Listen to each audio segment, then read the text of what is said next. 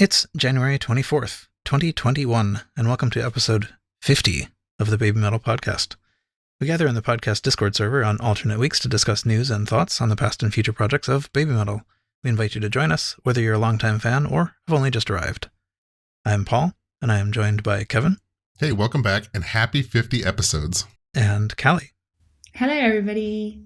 Yeah, so that's pretty amazing, actually, that we made it to 50. I don't know, we celebrated already at 44, so that's like a Baby Metal round, I guess, whereas 50 is normal people round. Right. It is. But Woohoo.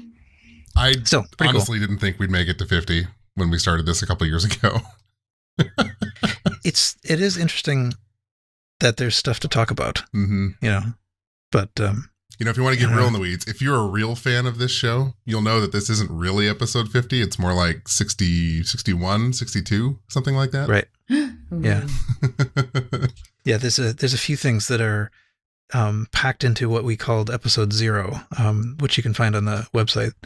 And that was sort of, I guess that was basically from Kansas City 2018 on. Mm-hmm. So there was a bit of a shock there. And that was before I was part of it, but Kevin was on it. Mm-hmm. Okay. Anyway, so today I think we're going to have actually a fairly short show. We don't have all that much to talk about. The main topic I think is going to be the Budokan 1 and 2 shows, but we'll get to that in a bit. Well, okay, so maybe the first bit of news is the profit cards submission deadline came. Has come and gone. Yeah. Yeah. Now, Callie, you got rid of all your cards, you said. I did, but I only had two. Two Sue ones, but they are now gone to someone who'd, benefit more than I would anyway. So here's what I didn't know, and I wonder if this is part of the reason you got rid of them. If you are an international fan of this band, you needed a Tenso account to submit your guesses. Yeah. I did not know that until I went to the website to start putting in my guesses. Am I alone in not knowing that? Am I just kind of? No, I did know. Okay. Yeah, I think I knew that too. But I think I knew that because people had reported that. I mean, like, I don't remember reading it in anything official. Mm-hmm. It's just that people were saying, "Oh, you need to put in a Japanese address." Mm.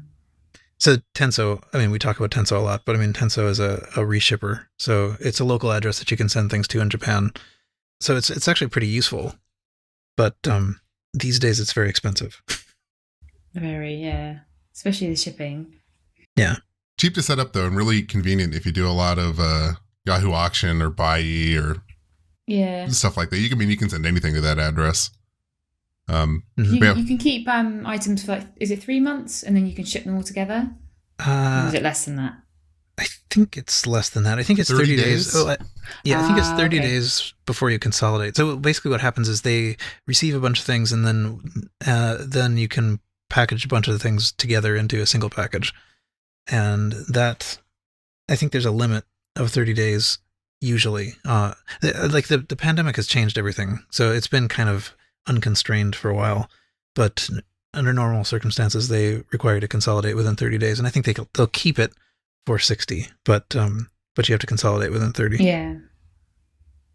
Yeah, pretty useful. But I guess I'm alone. I did not realize that I needed to use my Tenso until I went onto the website. And I'm a little surprised by that, because they sent these worldwide, right? I mean, it was really easy to buy these. I know tons of people who bought the 1 editions or bought editions that came with the profit card, and I'm sure I'm in the minority that has a Tenso and knows how to use it. Yeah, that's true. I guess that hadn't occurred to me that I'd done something normal by getting these things from Japan, but Osmart would have just shipped them straight to us, like probably any normal person would have had them do. I had them sent to Tenso, and I'm regretting that so much. I mean, I'm not even going to say it in public, but our podcast team has seen how many hundreds of thousands of yen I had to pay. Yep. I just remember last episode too, you didn't realize that the date was coming up, so you had to, I think after we were done recording that night, you consolidated and shipped, right? Yeah, exactly. And I so I made it. I mean, succeeded in getting the cards in time. Yeah, that's good. Paul and I did compare notes. We have similar guesses.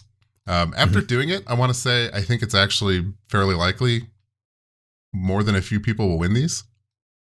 Only because there was I think someone in our chat last time mentioned it's a drop down of, you only have 3 options per 12 song in the track list, right? 10 songs. Yeah, there are 10 songs, right? The probability, everything is 10. Right, the probability of that isn't 1 in 5 quadrillion like originally thought, right? You're not picking from the whole library. And we did get a couple of hints, and I think some of the songs I felt stronger about than others when picking them from each person. So we'll see. It'll be interesting to see who gets these in the wild. If they really did pick them, like if we can trust that their personalities showed through in some way, then we have some hope. We didn't get any clues at all for Koba. No. I have a hypothesis about that, but you want to share it? Well, I mean, the sort of obvious thing to say would be that if you sort of try to think about the most metal songs or most power metal-y songs or whatever, and just kind of like go that way. But I think it would actually be very funny if it turns out that we actually got a very good clue from Koba, which is that he just made this and published it as the 10 BABYMETAL Years CD. So it's going to wind up being the exact track list of that main CD in that order. And it turns out that actually worked. If you pick C, option C all the way down the line, like those are the options. Those options exist in the drop downs, and you can't do that with either of the other two. So it is possible that it is just the same track list. That would be really funny. Yeah. Like Paul and I both burned a card doing that. Yeah. So we'll see. Yeah, my strategy with so we talked about this before. We had, I think, 3 tweeted clues for each of Moa's and Sue's. That were for the most part, they were basically just variants on song lyrics for specific songs. But for Moa, for hers, I was basically, my strategy was kind of like fun songs. I picked songs that seemed like, kind of goofy or fun. So song 4 made it, and Homage and I made it, and so forth. Mm-hmm. It was fun looking around the Twitterverse. There were a lot of fans who I can only describe as doing the pinups on the wall, trying to connect the dots with yarn, trying to figure out the order and what songs. Yeah, right. Some of them, so there's a drop down, and you have 3 options for each slot. But so you can also make the call on that comparison. I mean, like, what is most likely? Is it going to be Brand New Day? Is it going to be Kitsune? Is it going to be Dada Dance? In that slot, and they only appear at one time.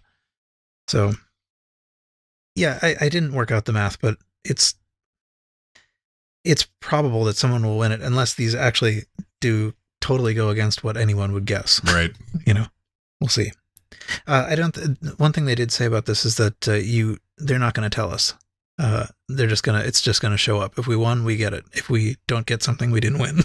Yep. Well, so have you already kind of paid for it then, or you just put in your bank details and then they just take it, or they don't take it? Well, it's free. You win it, right? So. Oh, you don't buy it. You don't buy it. Oh. You bought it by spending $100 on another thing. Mm. I did not connect that dot or those dots. But yeah, we did have some kinds of clues that were like, people mentioning songs in interviews, but I think I expressed my skepticism for that last time, that, I'm not sure that Moa's reason for liking BMC, that it rhymes with PMC, the magazine they were interviewing with, is really going to be definitive here. Yeah. Anything else about the profit card? I don't know. It was super tedious. Oh my God. It was those so things. Tedious. Well, we had used the Japanese address, right? So none of my autofill for forms works. You have to type in the code for each person, when you get one opportunity to do that. So if I want to do a MOA card, I go to her special link, type in the code, click go, then type in all of my Japanese address details, then pick all of my songs and submit times however many cards you have. Mm-hmm. What I thought was cool, so at the bottom of the way that the flow worked is that at the bottom there was like a submit and a back button. Or actually, I think it was sort of like a submit, and then you got to a confirmation screen, and the confirmation screen had submit and back. But I think they were sometimes switched. Because I would hit submit on the confirmation screen, and it would go back. And I'd say, all right, I'll do it again.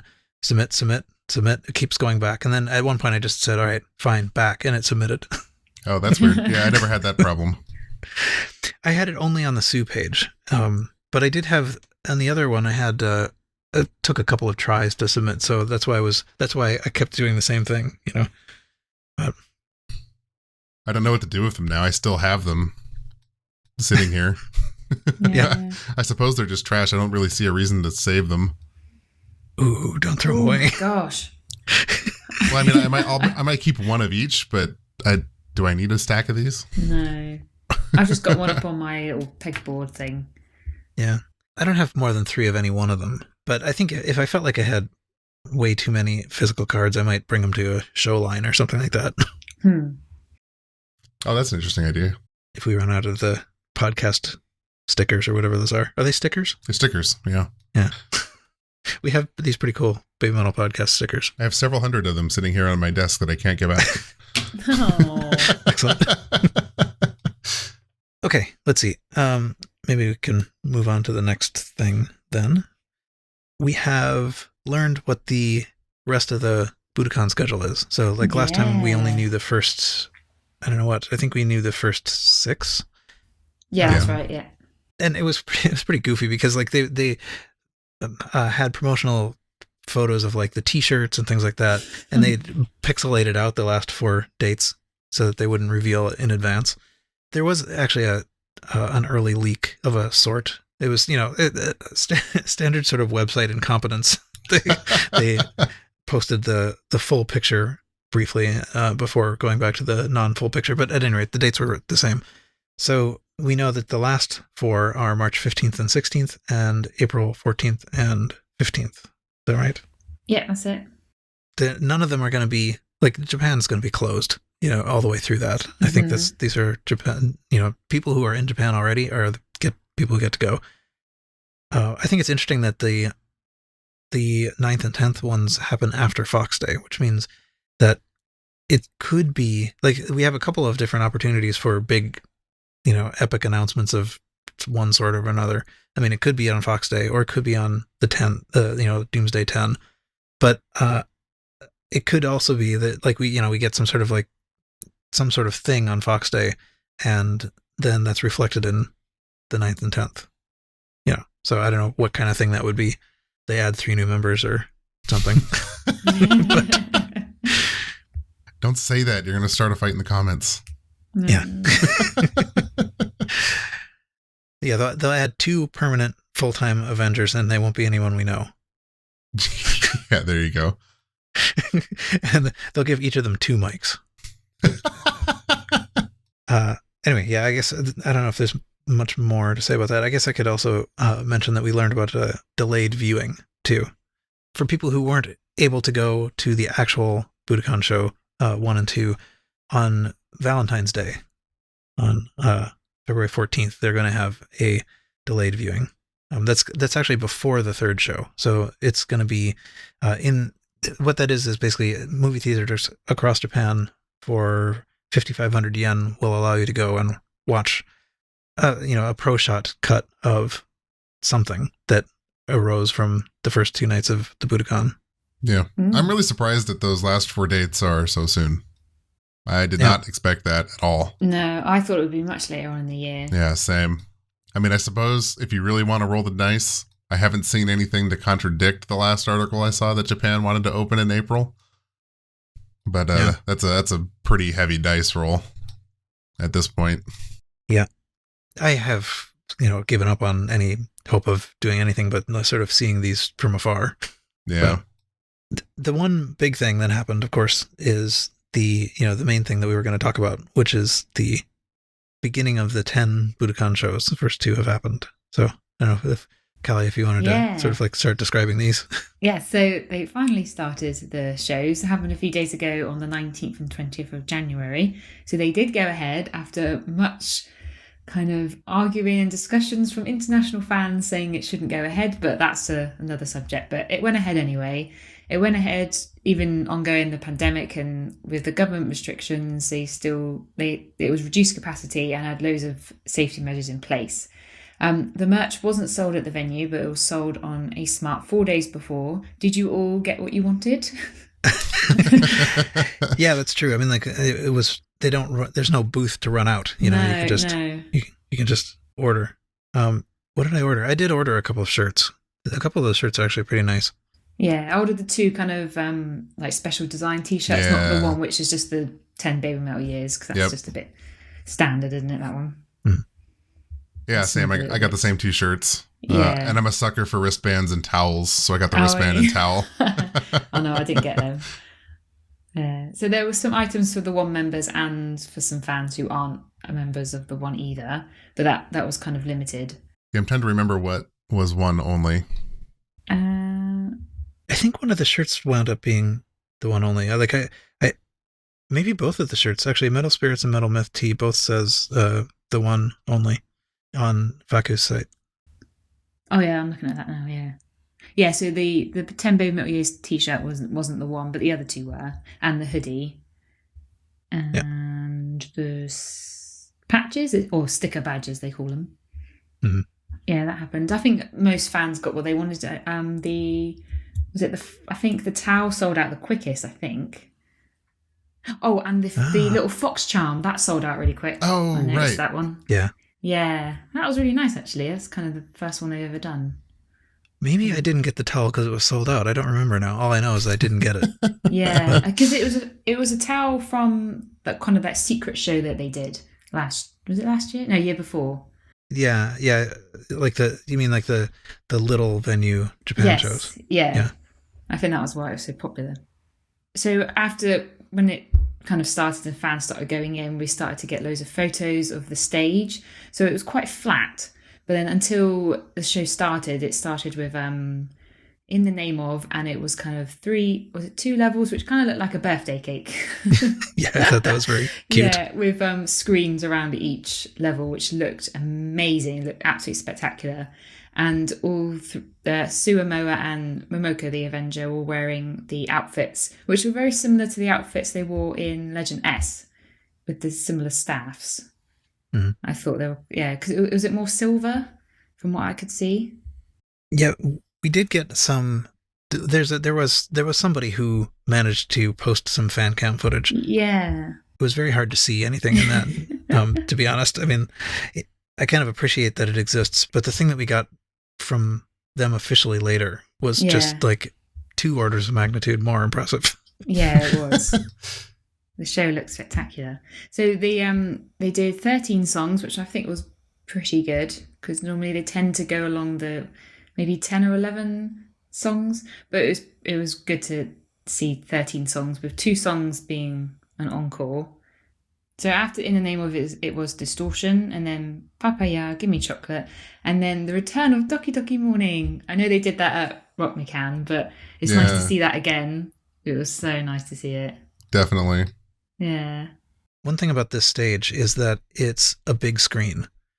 So like, under their feet, they have stuff lit. And what they did in Doki Doki Morning is actually recreated the Budokan, symbol. So you could there's a nice shot of them all like having fallen down, asleep or whatever on the Budokan stage, like the old Budokan stage. Yeah, it did look really cool. Yeah. Yeah, the whole stage was.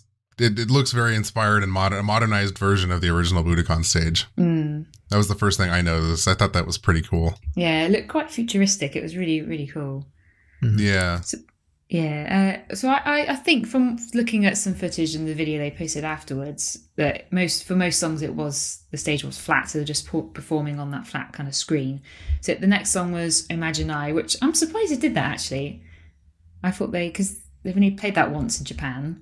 From watching what I could see of it, I actually found that was a little bit more effective than the Legend Metal Galaxy version, because they had a slightly smaller Joachim up in the little circle screen, and you could sort of see the people dancing better. I mean, Yeah, because that choreography is quite intricate with their kind of footwork. So it was kind of nice to see that all the fans could see it quite close up rather than Metal Galaxy was really, really far away. Yeah. I don't mind 100-foot tall Yokum. No. Yeah.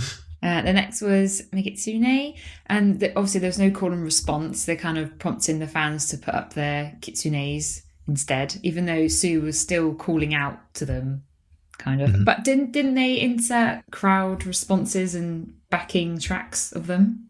I think so. Yeah, so that's what I had heard. Yeah, so that's one of the things one of my friends in Japan was saying, that they piped in some crowd noise and call and response stuff, and that the audience was very respectful of the rules.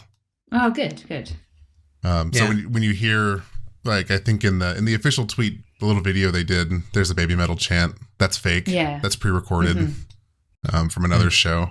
So nothing to worry there. Yeah.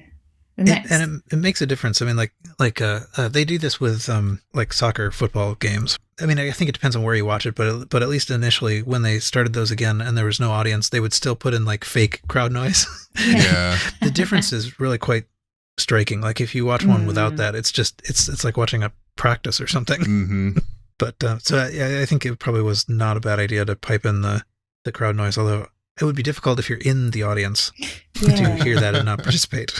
I know, because it almost kind of encourages them to shout, because you think, actually, there's someone cheering over there. Shall I start cheering as well? Or and kind of lose it.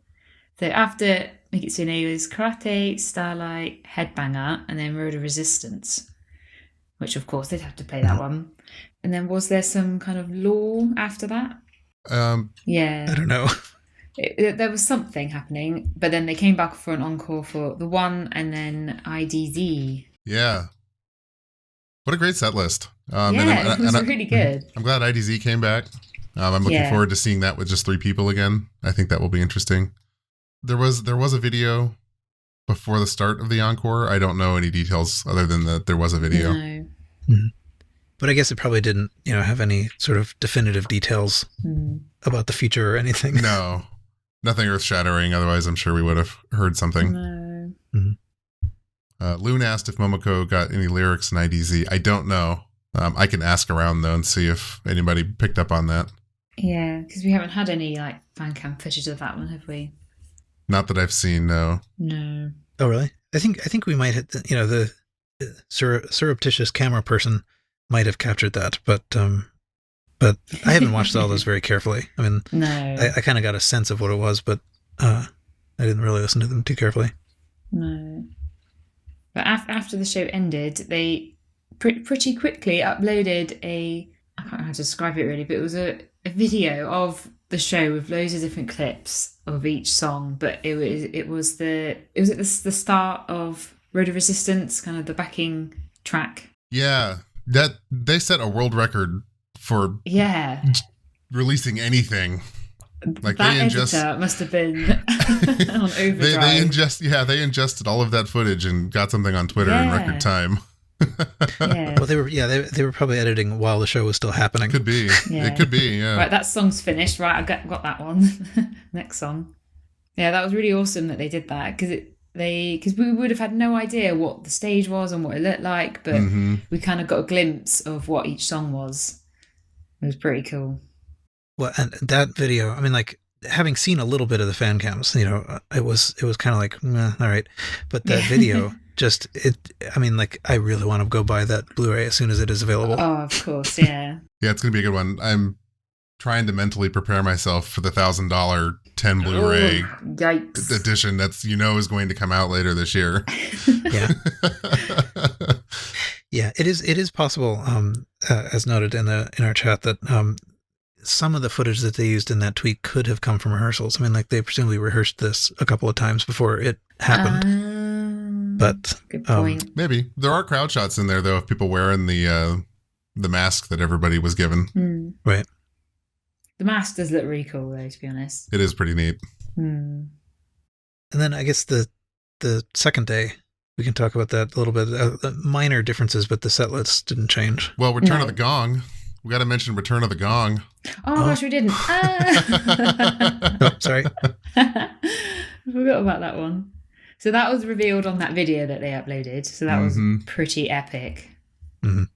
When is the last time a gong strike ended one of their concerts? Does anybody know? It Tokyo Dome? I think it did happen at Tokyo Dome. It definitely happened at Tokyo Dome. Did they do it on the Legend S or Big Fox Festival? Oh. Not at Big Fox Festival for sure. Was it Legend S? I don't know. I don't remember either. But the video is very funny in a way, the Twitter video, because as soon as she hits the gong, the video stops. You know, I mean, it's this sort of like, film school. Yeah, kind of you're teasing me. People noticed right away too that the gongs changed between nights. They're featuring the episode logos, starting at episode 1, printed on the gong in quotes, on night 1, and then episode 2 on night 2. So we might see a gong for every episode as they proceed through these. Yeah. They are kind of paired up, I think. I think all of them are paired up. So the fact that we didn't get much setlist change, well, we didn't get any setlist change between 1 and 2, doesn't, I think, tell us whether to expect 3 is the same or not. I mean, it could easily be that 3 and 4 are the same as each other, but not as 1 and 2. I really hope they do change it. Yeah. It'll be surprised. Well, it'll be interesting to see what they do, because the set list that they just did was very, very BABYMETAL. They did all the classics. They did what they normally do. So the next one would have to be ones that they haven't played in ages. Yeah, that's the thing. What do you swap out? Do they keep like Distortion and Megitsune and then just maybe replace Doki Doki Morning or Imagine I with something? Could be. Yeah. I mean, they could be conceiving this as kind of like going through the years, which means that perhaps Doki Doki Morning is done, for this set of concerts. And Uki Uki Midnight. Wow. Yeah. There's all kinds of good ones they could bring back from the first album that they haven't done. Ine.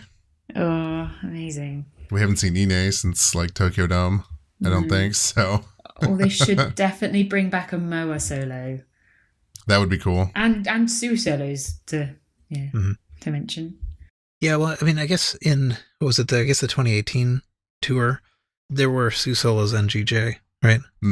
Like, I think it was Akatsuki and GJ, right? So, and Kaguru before it was a trio song. Yeah. Right. But fans still cosplayed at the show, which was cool to see. They still had a good time, even though they can't really gather a huge crowd. I did see a few distances smaller than 2 meters between people, but I know, in those photos. But well, yeah, I saw Joachim Broden cosplay. I saw that was amazing. Lots of costumes through the years. A couple of commies on Twitter.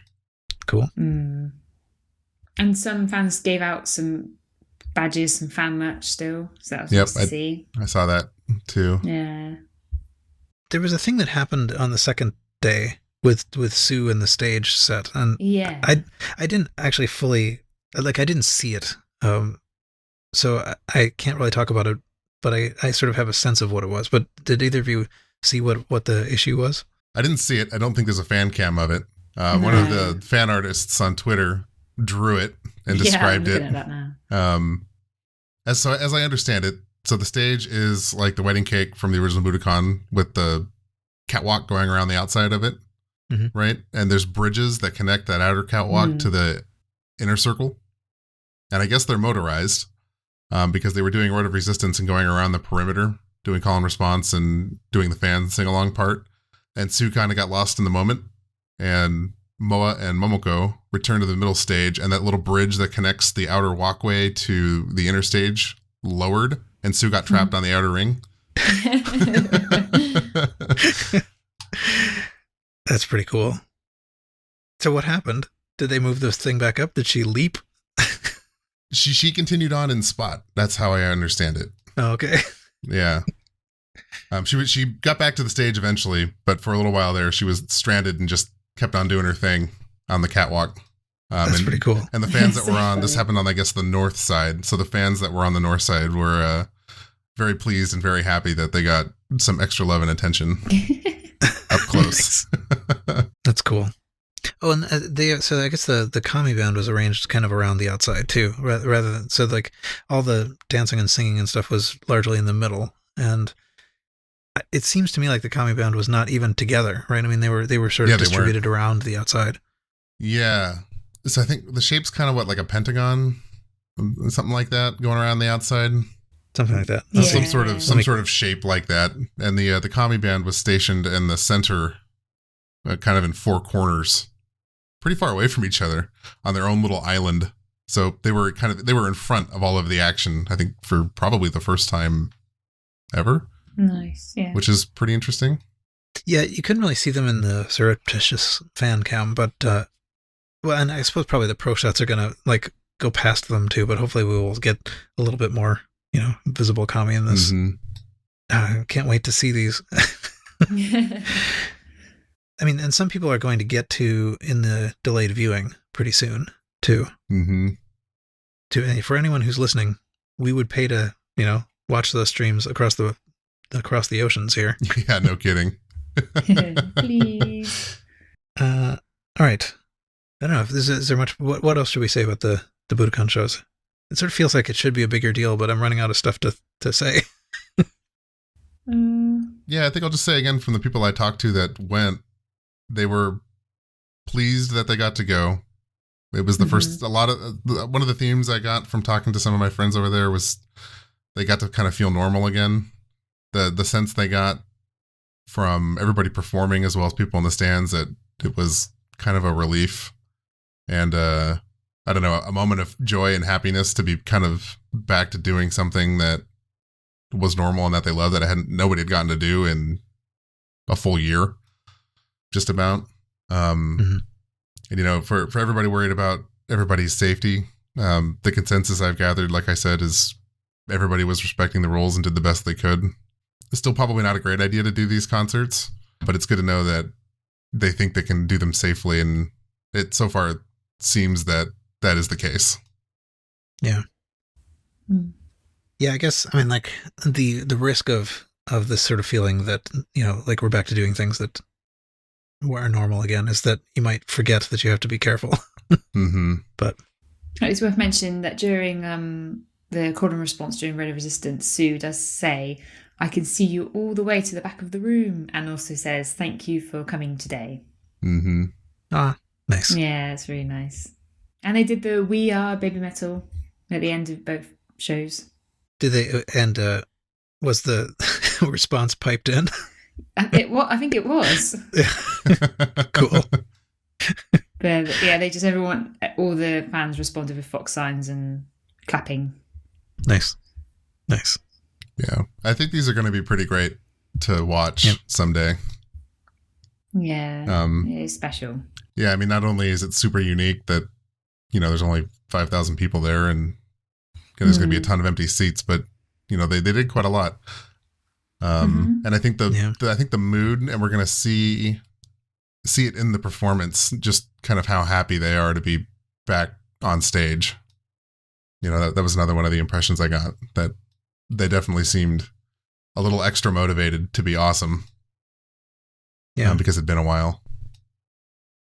Yeah, I mean, I know I have kind of wondered, did the money they got from the 5,000 people that showed up actually wind up being more than they would have gotten if they had streamed this to an audience, but without a local audience. But I think that it probably still affected the performance. Like having actually people there to play to probably made a difference to the performers. Yeah, absolutely. They probably could have done it with fewer people, but anyway, yeah. I hope everybody winds up being safe, and it, apart from that, looks very, very impressive. Yeah, it really does. Xboot asks if there's any ideas on what they changed. That is an interesting question. We'll never know, because they did release that statement saying that consulting with the performers and things like that, we're going to change the show a little bit. Paraphrasing there. So we'll never know what that was supposed to be. But it's interesting to think about what it could have been. Yeah, I mean, I suppose it's conceivable that the call and response being piped in is part of it. But I thought your idea of like not, skipping pyrotechnics and stuff that would blow air around wasn't a bad one. But they nevertheless had pyrotechnics. Yep. They did, yeah. Put another tick in the I'm wrong column. Yeah. I don't know. Well, I think it'll be great to see how these shows end up, and then I can't wait to see, the 2022 shows when they're ramped back up to full power. But should we mention that the Budokan shows will be in like cinemas around Japan? Yeah, that's the delayed viewing. So that'll be pretty interesting. I mean, like, it's still people gathering together in a room together, but we didn't mention the Wow Wow broadcast happened. Yes, I was about to say, yeah. Oh yeah, of course. Yeah. So earlier today, I guess actually it wasn't earlier today if you were in Japan, but the Wow Wow did a I forget what it was called, but it was sort of like the 10 BABYMETAL years, something like that. Yeah, like everything. It was basically just a retrospective of the 10 years. It was supposed to be sort of like a celebration of the 10 years, and so we had a time, and it was airing on Wow Wow Prime, and it turned out actually I forget what it's called, Japan Net TV or something like that. I used some sort of service that allows you to pay to stream these things, Japanese TV generally, and it turned out that I had a code for that I had bought like a year ago or something and hadn't used. So I set myself up. I watched it live. It was totally ridiculous and disappointing. How so? Did either of you watch it or hear about it? So it's already happened, hasn't it? Yeah, it's already happened. It was really quickly. Normally we get like it's someone streaming it and we get to watch it, but it's like it's already happened. Yeah. Well, so I was awake. For me it was 7 a.m. and I watched it. Oh. And so it was terrible. It was terrible. So what they did was they kind of they showed clips of songs, but only parts of songs. Like it wasn't the entire. I think maybe Papaya got it played in its entirety, but it was basically sort of starting early and going to later. But they started with episode 3, so they I think I forget what the first song was, but what they essentially were doing was playing the parts of the songs where they were doing audience interactions, which means that we got a whole lot of like very long whoa whoa whoas, and I don't know who this was for. So it was super irritating for us, the fans who know it well, to see. They would just do like the boring part, and then they would stop the song and move to the next song. And for people who are, but they would stop it. I mean, like, that's the thing. And like all of us want to hear the songs to the end, right? But if you didn't know them, or it's not even actually like a very good like remember when kind of nostalgic thing or anything, because the non-super fans don't have these memeries, and Weird. Just listening to people go, like sing Road of Resistance, whoa whoa whoas or whatever for 2 minutes is not interesting.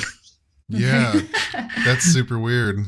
Yeah, and it was all footage that Wow Wow already had broadcast, so there was nothing new, right? And there was also nothing that they, nothing from the one sets that they didn't broadcast either, right? So anyway, I'm glad I didn't stay up for that. Dumb. I'm trying to see if I can find an actual set list. I saw one on Twitter and I've been scrolling trying to find it. Oh, okay. But yeah, it was really just segments of songs, and I don't know. And the other thing is too, it turned out to only be 45 minutes long. So we got to the 45th minute, and then they played Wow Wow ads for the next 15 minutes until the next hour. Huh. So I don't know. Someone has tweeted, a Japanese fan said, I think most of the clips were shown from Wembley, Tokyo Dome Legend S, Yokohama Arena, but I don't know what show that is, the Forum, probably from America, Makuhari, and different, I think it's some other locations, but that seemed to be what it was mostly of.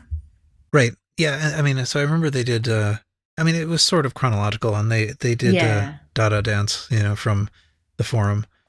But oh yeah, that's right. They did the Sun Also Rises, where we actually had F Hero. I mean, that was kind of neat. We got to hear a little bit of that. Maybe we did hear almost all of that song. And I really do kind of like listening to that, because that's the one case when you actually have F Hero vocalizing. Right. So. Yeah, I mean, but we can just watch that show if we want to hear that. We don't have to watch this weird mashup from Wow Wow. So odd. Yeah. Anyway, I really don't know who was going to like that, because if it really was somebody who wasn't super into them and is just being reminded that they're still around after 10 years, it wasn't interesting. And it's grating to have them stop a song in the middle. For those of us who are interested. So anyway, I know what I was going to say. I think I remember thinking that maybe what this was going to be was like some sort of retrospective that they would then again later release, because Wow Wow does sometimes do that, like the World Tour in Japan, BABYMETAL World Tour in Japan thing, that Wow Wow aired it first and then they sold it. But nobody, they're not going to sell this. No one's going to buy this. Right. I wish I had slept in. Yeah, that's weird. Huh. Good to know to skip that one, I guess. Yeah. I mean, you can watch it if you want to. It's sort of like, having like, this tastes terrible. Here, try it. You kind of want to see just how bad it was, but so maybe that's it. Maybe we actually have made it to the end. In time for Callie to eat dinner. Yay. Yay. Anything else we want to throw in here before I start the closing incantation? No, not for me. You're right. It feels weird, but no, I have nothing. All right. So I guess that's it for this episode. You can join us on the BABYMETAL podcast Discord to continue the conversation. Rating the podcast on whatever platform you listen on will help people find it, so please do that. We'll be back here in about 2 weeks, and we hope you'll join us then. And until then, see you.